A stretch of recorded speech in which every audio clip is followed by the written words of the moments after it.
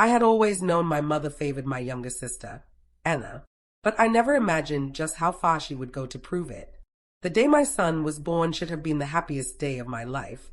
My husband, Mark, and I had been dreaming of this moment for months.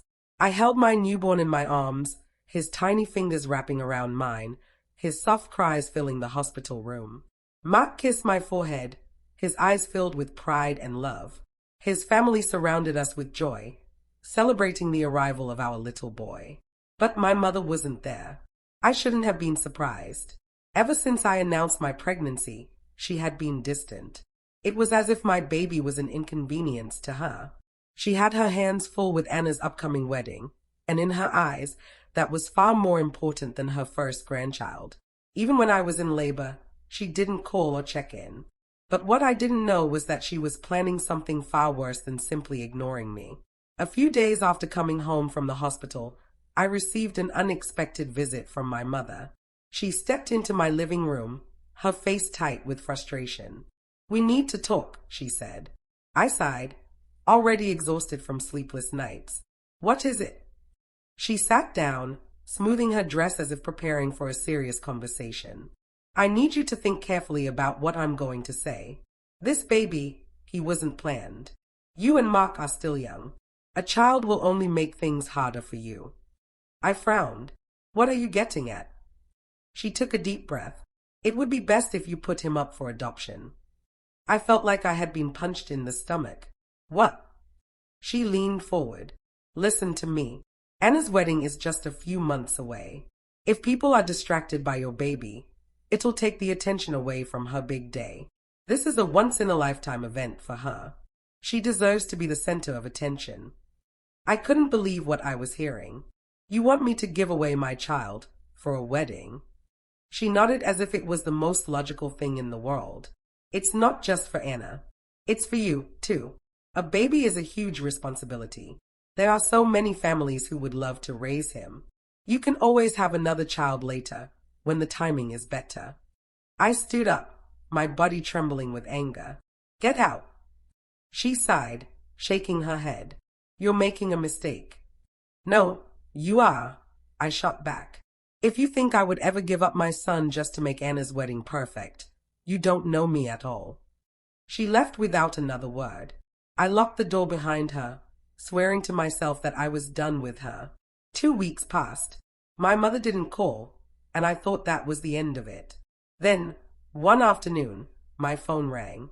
The number was unfamiliar, but I picked up anyway. "Hello." A woman's voice came through the line. "Is this Mrs. Carter?" "Yes," I answered cautiously. "This is Linda Thompson from Child Protective Services. I need to speak with you regarding a report about your newborn son." My heart stopped. "A report? What kind of report?" She hesitated. "We received information that you and your husband are unfit to care for your child. The complaint suggests that your baby would be better off in another home." I felt dizzy. Who? Who told you that?" "I'm not allowed to disclose that," she said gently. "But I can tell you that the report came from a close family member." A wave of nausea hit me. My mother. She had actually done it. When I refused to give up my baby willingly, she had tried to force it. I took a deep breath, trying to keep my voice steady. "That's a lie. My husband and I are fully capable of raising our son." "I understand, Mrs. Carter. These situations can be complex, which is why we follow up on every report," she said. "Would you be open to a home visit so we can verify everything?" I swallowed hard. Of course. After the call, I sat in silence, my mind racing. How could my own mother do this to me? To her own grandchild? The home visit went smoothly. The caseworker saw that our baby was well cared for, and within days, the case was closed. But I wasn't done yet. I needed answers. I called my mother. She didn't answer, so I drove straight to her house. When she opened the door, she looked surprised to see me. "What are you doing here?" I stormed inside. "You reported me to CPS." Her face paled. "I was only trying to help." "Help?" I laughed bitterly. "You tried to steal my child." She folded her arms. "You're overreacting. I thought CPS would make you realize how difficult this is going to be. I wanted them to show you that adoption is the best option. I stared at her in horror. You wanted them to take my baby away so I'd be forced to give him up. She sighed. I did what I thought was right. I felt my heart break. You're not my mother anymore. Her eyes widened. You don't mean that. I stepped back. I do. And I promise you this, I will never let you near my son again. She opened her mouth to argue, but I turned and walked out the door. I had given her too many chances. This was the last one. From that day on, she was nothing more than a stranger to me. His car ride home felt unreal. My hands gripped the steering wheel so tightly that my knuckles turned white. My mind raced with everything my mother had done, the betrayal, the lies, the sheer audacity of trying to steal my son. I pulled into my driveway and turned off the engine, but I didn't move. I sat there, staring blankly at my front door, trying to process everything. Mark must have heard the car because he came outside, concern etched on his face. Babe, what's wrong? I looked at him, my vision blurry with unshed tears. It was her. She did it. He didn't need to ask who. He already knew. Mark's jaw tightened. What did she say? I took a shaky breath. She said she was only trying to help. That she thought CPS would make me realize I should give up our baby. My voice cracked on the last few words. She really wanted them to take him, Mark. She wanted to force me to give him up. His fists clenched at his sides. That woman is insane. I told her I was done, I whispered. I told her she wasn't my mother anymore. Mark pulled me into his arms, holding me tightly. Good, he said fiercely. She doesn't deserve to be in our lives. I nodded against his chest, but a deep, hollow ache settled in my heart. Cutting her off was the right thing to do, but it still hurt. The next morning, my phone buzzed with a call from my sister, Anna. I hesitated before answering. What do you want? I said flatly. What did you do to Mom? She demanded. I laughed bitterly. What did I do? Yes, she called me last night crying, saying you yelled at her and disrespected her. I nearly dropped my phone. Disrespected her? She tried to have my child taken away. Anna. She was just trying to help, Anna snapped. She knew you weren't ready for a baby, and she was looking out for you. I clenched my teeth. By reporting me to CPS. Anna sighed. She didn't mean for it to go that far. She was just worried about you. No, I said firmly. She was worried about you. About your stupid wedding. Silence. Then, a quieter voice. That's not fair. I shook my head. What's not fair is you defending her after what she did. If you can't see how wrong this is, then you're just as bad as she is. Anna let out an exasperated breath. You're blowing this out of proportion. I closed my eyes, willing myself to stay calm. This conversation is over. I ended the call and blocked her number. For a while, I thought that was it. I thought my mother and Anna would leave me alone. I was wrong. It started with the Facebook post. A mutual friend sent me a screenshot. My mother had written a long, tearful message about how she had been betrayed by her own daughter. I did everything for her, she wrote. I raised her, loved her, gave her the best life possible. And now she has turned against me. She has poisoned my grandchild against me. A mother should never have to feel this kind of pain. The comments were flooded with sympathy. People calling her strong. People calling me ungrateful. Anna commented, "You don't deserve this, Mom. Stay strong." My hands shook with anger as I read it. Unbelievable, I muttered. Mark, who had been feeding the baby, looked up. What happened now? I showed him the screenshot. He read it, then let out a dry laugh. She's playing the victim? After what she did?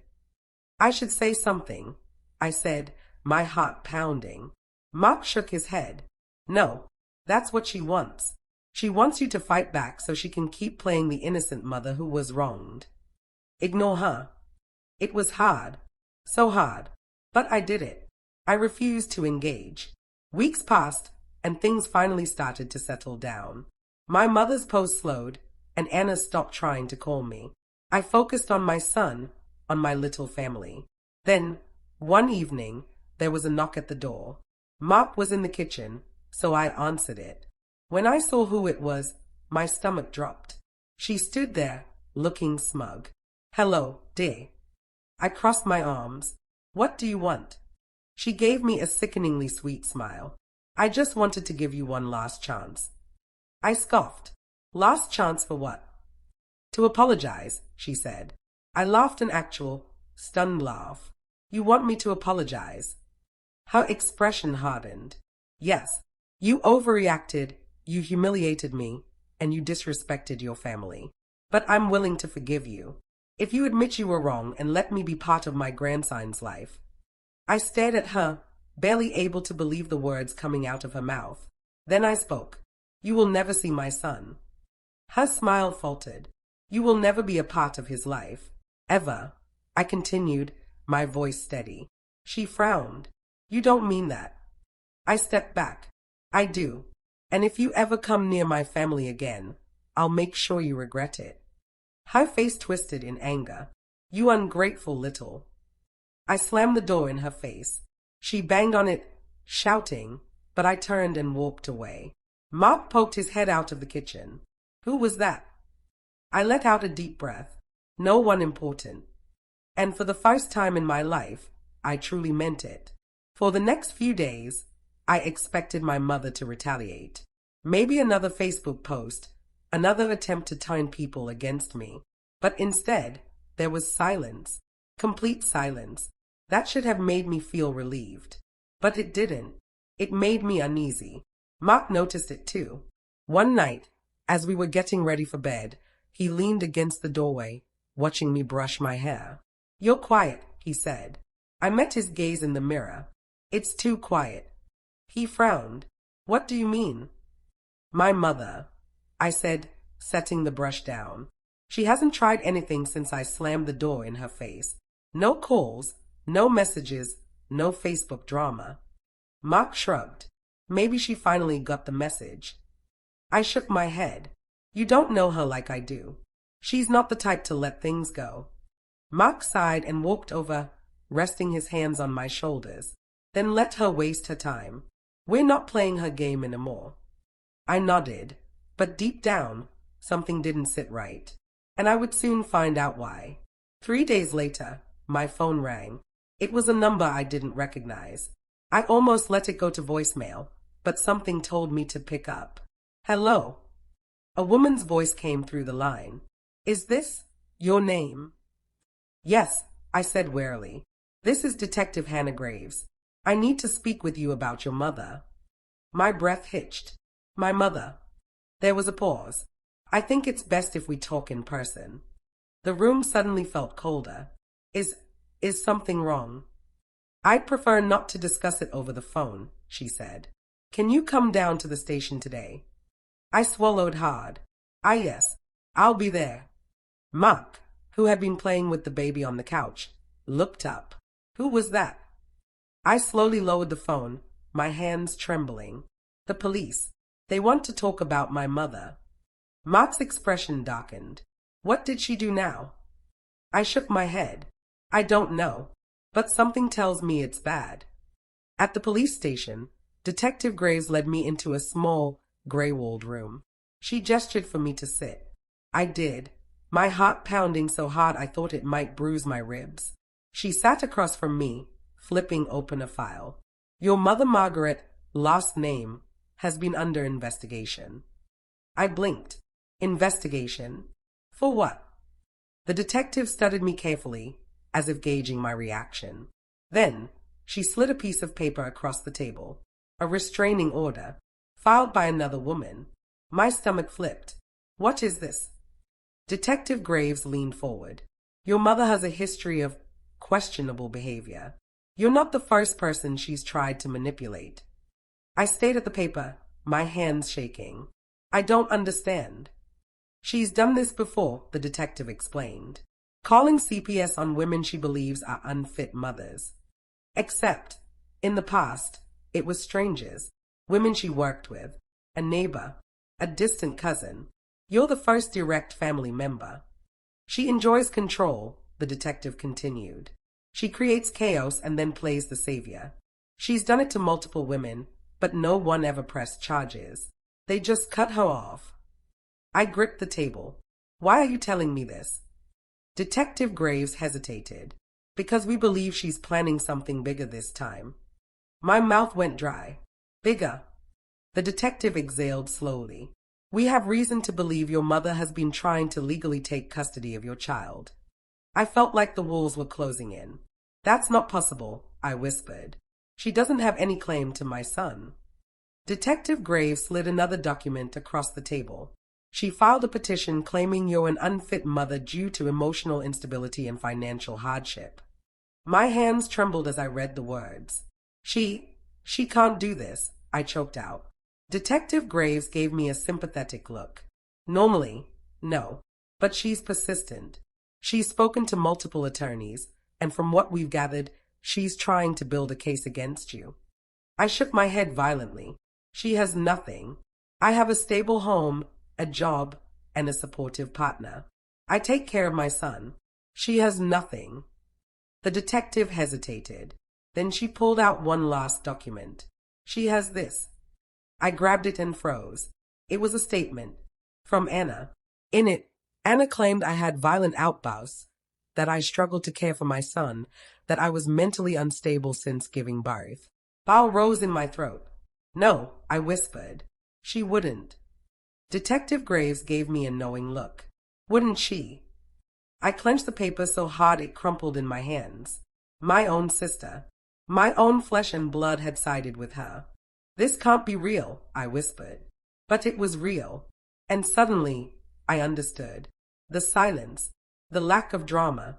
My mother hadn't stopped because she'd given up. She had stopped because she was planning something much worse. She wasn't just trying to hurt me. She was trying to take my son away from me. I shot out of my chair. What do I do? How do I stop this? Detective Graves stood, her expression grim. You need a lawyer. Immediately. And you need to prepare for a fight. I nodded quickly, my mind spinning. I won't let her win. The detective's gaze softened. I believe you, but you need to act fast. She's not going to stop until she gets what she wants. I turned on my heel and rushed out of the station. My hands fumbled with my phone as I dialed Mark's number. He picked up on the first ring. Hey, what did they? Pack a bag, I interrupted, my voice shaking. We're leaving. Now. There was a beat of silence. Then, his voice turned deadly serious. What happened? She's trying to take our son, Mark. Please subscribe for more update on this story.